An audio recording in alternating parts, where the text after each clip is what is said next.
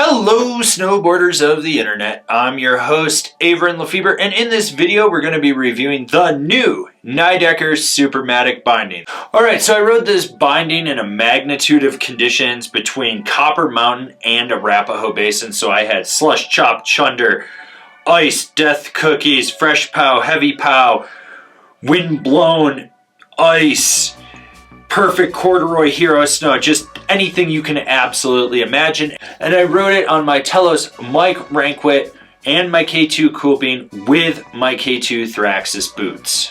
When it comes to binding adjustability, you have 3 flip tabs for the straps. So 2 for the toe, 1 for the heel. Flip it up, slide it out. That's going to help you dial it in, and you want to spend the time to just make sure you get the pressure aligned right. Then you have the forward lean adjustment on the high back, and finally you have 3 spots for the toe ramp, so you can just slide it a little more forward or backwards based on where you need to center it in the chassis of the binding, just to keep it aligned with your boot. With the toe strap, you get Nidecker's aux strap that's going to fit a magnitude of boot shapes, whether it's snub nose, pointy nose, blunt nose. It's going to fit over that and lock in. Now the heel strap is a double strap setup, and that middle strap really can be a little bit loose when you set it up. It doesn't need to be super aggressive, but the overall shape of this strap does contour well to the instep of the boot. There's no added padding to it, so all that's coming from your boot. And the one downside is it seems a little bit loose laterally. You just lose some of that lateral drive just with the way the shaping of it is. So if you're really driving into it, you're going to feel some power, but if you're trying to push into the sides of it, you're going to notice that there's a little bit more give than there would be with a standard strap binding. With the ratchets, they climb fairly well. You might notice that they feel a little sticky. That's normal. You want them that way. What's cool is the release tab. If you push it down, it locks them, so that way they don't prematurely release. They stay in that fixed position, but if you flip it up and then push on it, it will release. That way you can get out of the binding like a normal strap binding versus going through the high back and stepping out. But overall, they climb well, they release well, they do their job. You never have to worry about them. They're ratchets, they're dialed in. Believe me, with a product like this, they spent the time to make sure these work. Alright, so let's talk about the high back.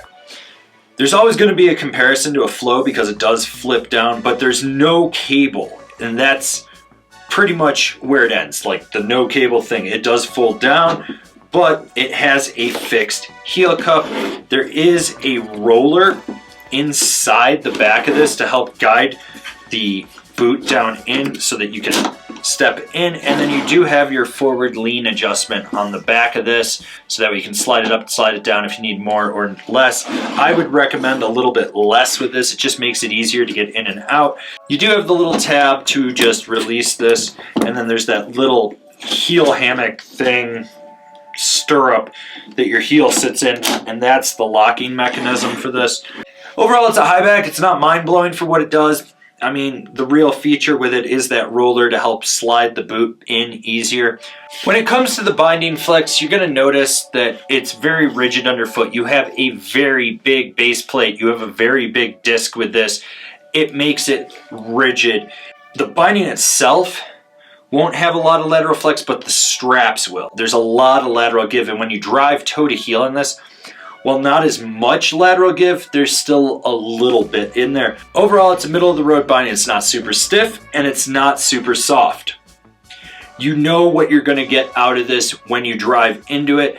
And while it won't be the most performance-based optimal for hard charging, you can still hard charge with it when you need to.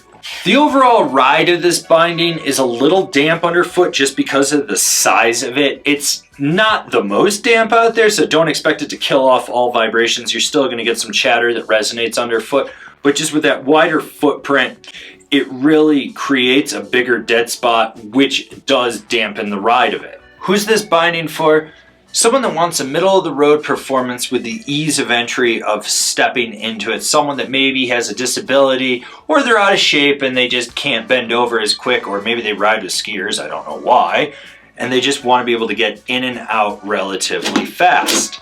Do I think this is a true step in and that it works? Yes. Do I think it's for everyone? No. People are going to find that there's limitations with it. But for someone that's a comfort rider that just doesn't want to sit down to strap in to be with their skier friends, which I don't know why you're sitting down to strap in, this is a good option. And I think it actually works. Now, what should be noted about this is that it's not going to be for everyone. I know it's not. It's a middle of the road binding. That's fine. The straps need to be a little more stiffer and a little more robust. That way you get a little more power out of it, and I think that would make it better for more people.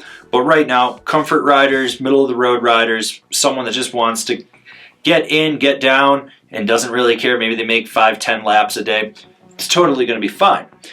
With all that's being said, there is a lot of moving parts in this binding. And I think a lot of people are going to be skeptical of that, but what you should know is I believe that this is the 4th generation of it. I first saw this in January 2020.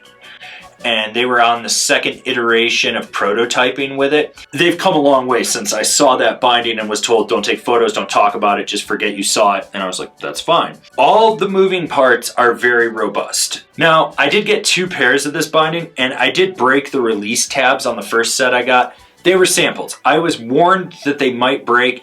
I stepped on them to release because I had watched a video where a guy was like, yeah, you can just put your toe on it and it will release. Yeah, I hulked it and it cracked. They got me another pair. They're still samples. They had told me even before they sent me the first pair that a lot of stuff is actually beefed up for production, mainly these release tabs, some of the moving parts and whatnot. So I had a production sample, not a full production model. And I was still surprised with how well everything worked in this production sample. Knowing that they've got a more robust part in there, I'm not hesitant to back this. This isn't like that Clue bullshit where I looked right at it and was like, there are catastrophic failures. Now, I'm not saying people can't break this, because I do believe people are going to have stuff break. That's just a guarantee. You know, you find the dumbest person you can, you give them something, they will figure out a way to break it, or they will break it doing some stupid shit. That happens. I'm fully expecting that. But by and large, for this to come to the market and for them to put it out for people like me and other reviewers to try out who are going to be skeptical, and to have this not break and not catastrophically fail, I trust it. I think it works. I think this is a true first version step-in binding for snowboarding. Yes, it's not going to be for everyone. I've said that. I know that. I don't like it. The muscle memory to get in and out of this is completely counterintuitive to what you've learned. After 25 years of snowboarding, it's different. And it takes more force than you think to step into this to get it to lock down. That's going to be something that people are going to have to find out on their own. They're going to think it's really easy and they're in. You're putting a little more pressure in there. It releases different. You step out of it different. You're using different muscle memory. You're going to have to retrain your brain and rethink things. I mean, the last time that I used these, the last run I made on them, without even thinking about it, I released the ratchets and just unstrapped that way. I was just like, oh, I'm done. Didn't even think to hit the release tab and step out. That was because I was just not consciously thinking about it. Overall, the binding itself is solid. It feels like other bindings from Nidecker. It does have a bigger footprint, so you do have a bigger dead spot, but comparable to weight of other bindings, including other step-ins or step-ons, it's comparable. Like, it's not an overly heavy binding. I think after 2 laps, I forgot it was even there and that it weighed a little bit more. I did weigh these, and it really wasn't much difference between a regular K-On X and this from Nidecker. At the end of the day, I can say this. It's not the binding for me. I knew it wasn't the binding for me, but I have no problem trusting this binding way over that Clue bullshit or a Burton step-on. The other cool thing is you're not limited in boot choices with this. You can put any boot in there. I could ride my K2 Thraxis, put this in there. With step-on, you're limited. And with that Clue thing, you've got that heel stirrup and parts. Parts are going to be hard to find this. This binding, I'm pretty sure I could put Rome parts, Now parts on there and not have to worry about it. Even the battalion binding parts would work with this. So it's going to be easier to find parts for. And that's something that you should be considering, especially when it's a first generation release to the public, even though it's the 4th generation of all the sampling they've done. Like I said, It's not the binding for me. It'll never be the binding for me until I'm probably really old and I can't bend down to strap in. This is done well, and they really put the extra effort into the R&D over at Nidecker to make this work. You can't fault this for what it actually is. I fully trust it. It's not going to be the binding for everyone, but I think it's going to sell out. I think that the people that are getting this, that have been using flows, cinches, maybe step-ins, they're going to like this. They're going to spend the time to dial it in. It's going to work. They're going to train that muscle memory to get in and out through that high back and not have an issue with it.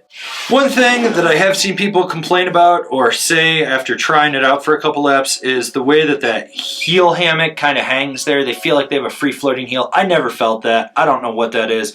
Second I was locked in, I was locked in. I just want to put that in this review. Comparable bindings, there are none. This thing is completely unique to itself. This has been my review of the Nidecker Supermatic binding. Do you agree? Do you disagree? Do you own a pair? Are you going to buy a pair? Leave me a comment down below. Let's have a conversation about this binding. If you're new here, remember to subscribe, click the bell, get those notifications. That way you're not missing any of the videos we got coming out for all you snowboarders of the internet. And if you really like what we're doing over here and you want to support us further, swing on over to Angry Snowboarder VIP and become a member. Sure, I could tell you more here, but I got a video over there that explains it so much better. As always, I've been your host, Avran LeFeber, and well, I'm going to continue to be your host because who else is going to do this? And I'll see you in another video.